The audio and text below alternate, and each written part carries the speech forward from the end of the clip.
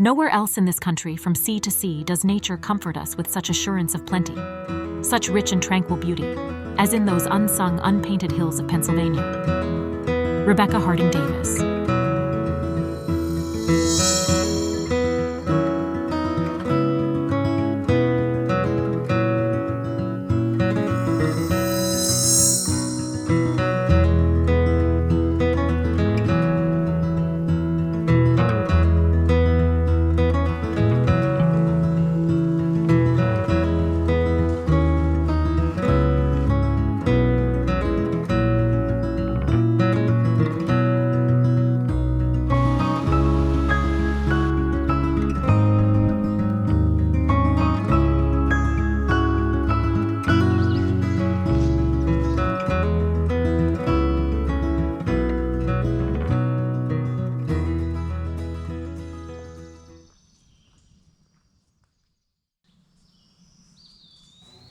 This is the forest primeval, the murmuring pines and the hemlocks bearded with moss and in garments green, indistinct in the twilight.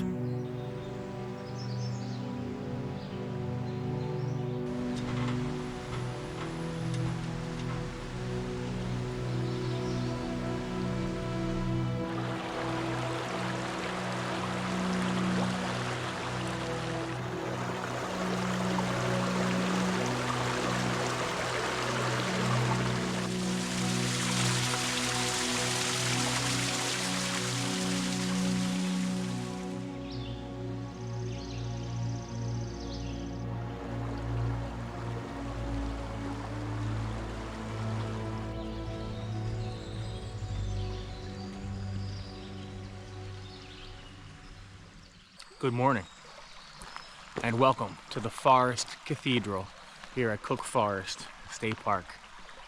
We're going to get a glimpse of what Pennsylvania looked like hundreds of years ago. This is arguably the finest stand of old growth hemlock and white pine and old growth forest in the eastern United States. Trees here reach heights of close to 180 feet. Diameters of 3 feet wide, and this is a very special place, and it means a lot to me to be here. So it's only 7:30 in the morning, it's still early, and I'm taking my time and just soaking it all in, and I'm gonna share it, what I find, with you here on the video today. Day number 4 of the PA Wilds road trip. I haven't quite woken up yet. All right, let's see what we see.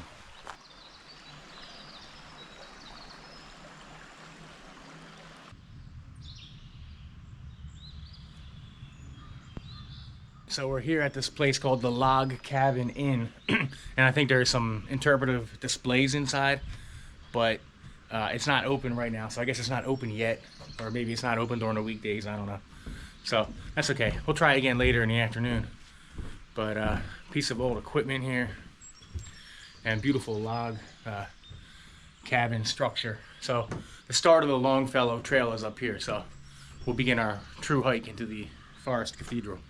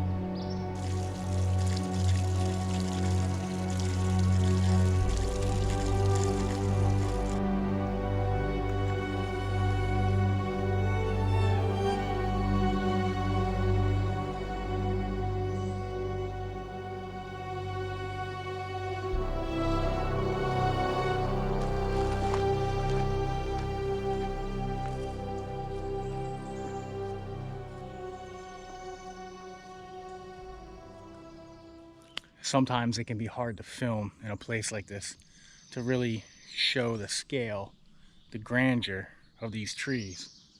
But it is unlike anything else, really, that you can find anywhere else in Pennsylvania. There are other stands of old growth, but this is the largest and most intact.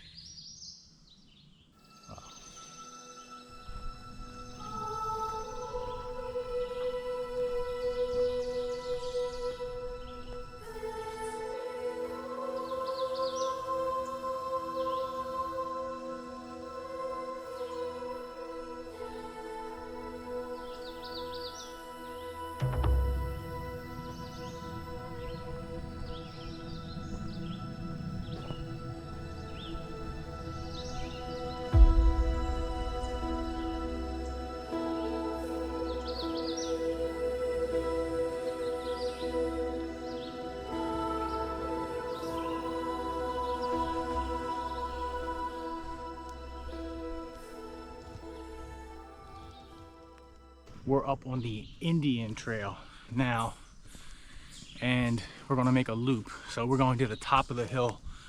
The Forest Cathedral is all one section of Cook Forest on the side of a hill. So we're going to near the top of the hill, and then we'll loop back around.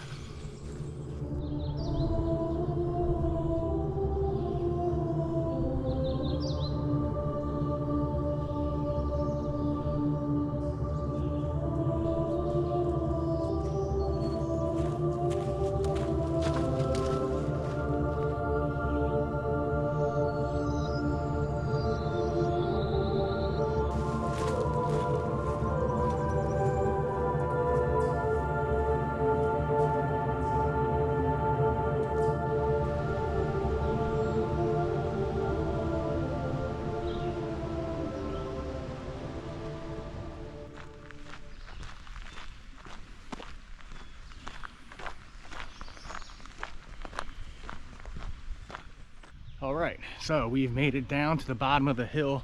We just passed by that little rustic cabin colony for campers, and we're back along Tom's Run, and I'm going to get a little bit more of a feel for the forest before we make our exit from the Forest Cathedral.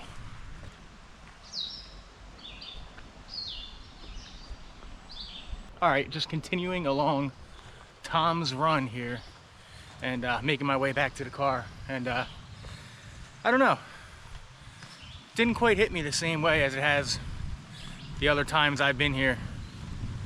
I don't know if it was this warm, humid weather or the traffic noise I didn't notice before, but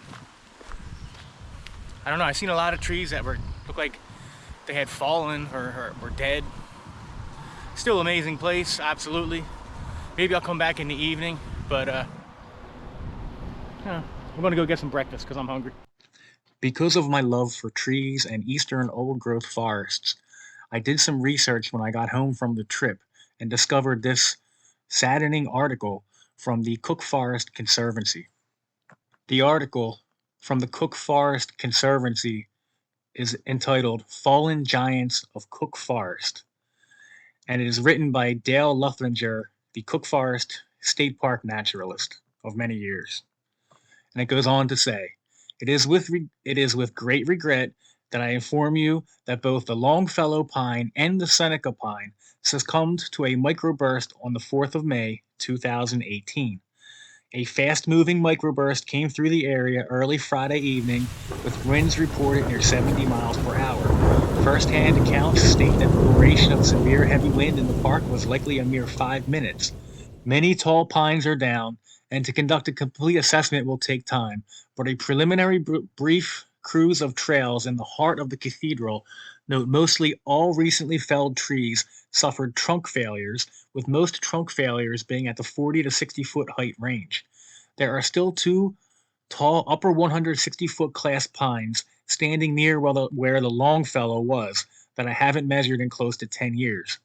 Maybe one of them might make 170 feet. The Burl King, located a stone's throw northwest of the Longfellow appears to have come down in either one of last year's May 2017 microburst events. The cornstalk pine, adjacent to the Seneca pine, is still standing, but appears to have lost some of its crown. I'm hoping the Cook pine, 165 feet, is still standing.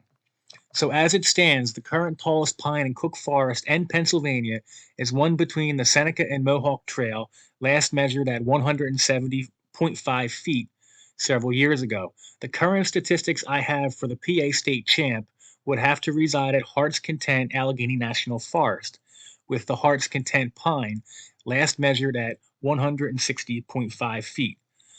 At their greatest dimensions, the best I've been able to do for both trees were Longfellow pine, 11.2 feet CBH by 184.7 feet high, previous tallest tree known north of the Great Smoky Mountains.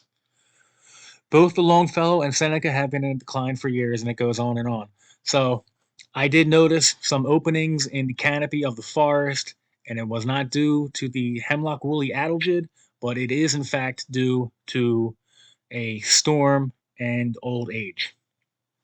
All right, guys, so it's 12 noon. I'm here at the campground, and I just got back from having a big breakfast at the Sawmill restaurant a few miles north of the park. And that was an interesting place. There was only one person working there.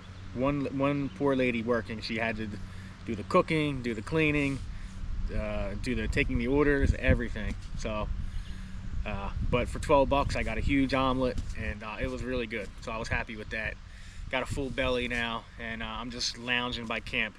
Now apparently there's a front coming through sometime between now and like 2 o'clock or 3 o'clock. There's supposed to be a line of thunderstorms that are going to sweep through. So I'm going to chill out here at camp. I'm going to try to edit some of my pictures and things, and then after that we're going to try a hike to a little known waterfall within Cook Forest State Park. It's not advertised on the map, but it's a historic location and a waterfall. And maybe after the rain, you know, it'll be flowing a little better. So that's the plan. And when we get to, on the trail for the waterfall, I'll see you then.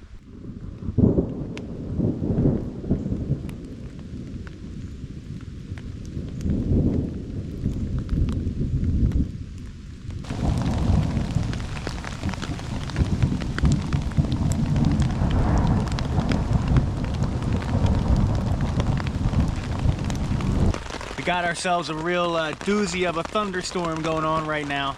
I was hoping it was going to pass by. The radar looked like it was trending to the north of us, but it's about 3 p.m. now, and we're going through it. So I'm staying plenty dry, and hopefully it passes over and the sun is back out by the afternoon, but I don't know. We'll see. Nothing worse than being stuck in a tent. Well, at least I could do my Instagram here because I get a little bit of service. But that's making the best out of a not great situation at the moment.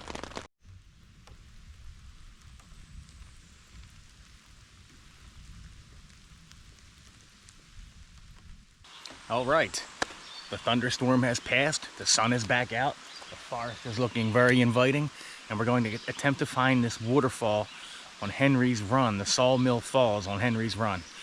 I believe we're at the right trailhead. I'm having trouble a little bit with service and some things, but let's head down the trail and find out. So we are on a section of the North Country Scenic Trail, which, believe it or not, is the longest trail in the United States. The North Country Scenic Trail runs for over 4,000 miles, twice the length of the Appalachian Trail through 8 states. And we're just on a small section of it here today. But I found that interesting because I think it's one of the lesser known long distance trails in the United States. In about a week, this place is going to be mountain laurel madness on this section of the trail. It's just starting to show on some of the bushes here.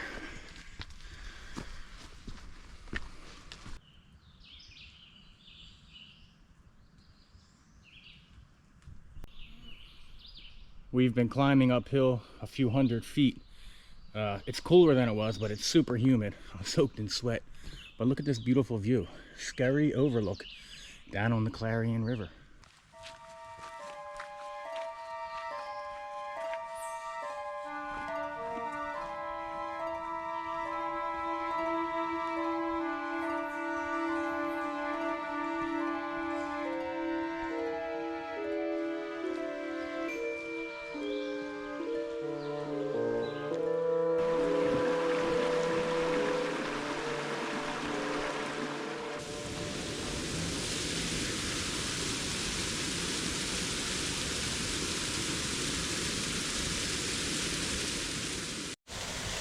So here we are at the Sawmill Dam on Henry's Run.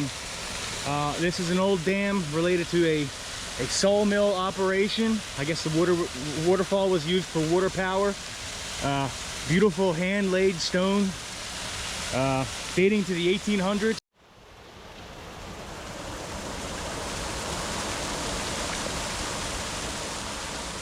So this is one of the many hidden gems of Cook Forest State Park. It's not on the map, it's not listed. And as I may have said before, but I'll reiterate, 6 locations within the park, and this is in the park brochure. 6 locations of known Indian artifacts and petroglyphs is the term they used in the literature within the park. And of course, none of them, they're all protected and kept secret. Although I would love to ask the ranger to see if I could find where they're at, or at least one of them.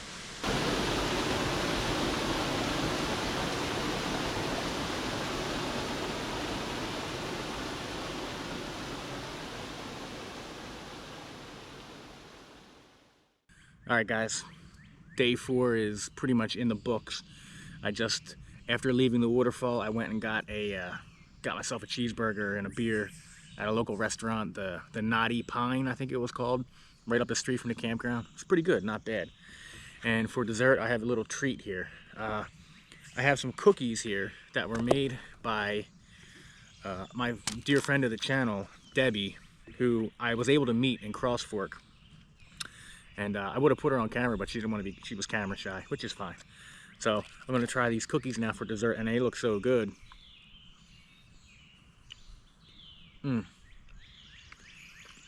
Wow. That is good. I'm not sure. Coconut? Like a shortbread and a coconut? Oh man, rich. Maybe peanut butter in there? Really good. Thank you, Debbie. I appreciate it. Debbie also got me this amazing map. This Pennsylvania lizard, purple lizard, Pennsylvania outdoor recreation map. This is a map of the whole entire state of Pennsylvania, and like every trail, every park, every forest, every scenic attraction you can imagine.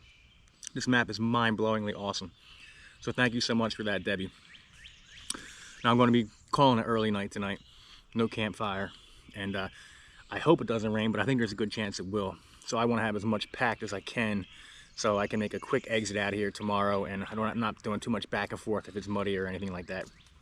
From here, we're going to be heading north into the Allegheny National Forest, where I want to check out 1 or 2 spots before heading to, I'm planning to camp at a place called Heart's Content, which, based on a book I read, is some of the best tent camping in the state of Pennsylvania. So that's the plan, that's where we're at, and it's been another busy day, another exciting day, and I thank you for joining me.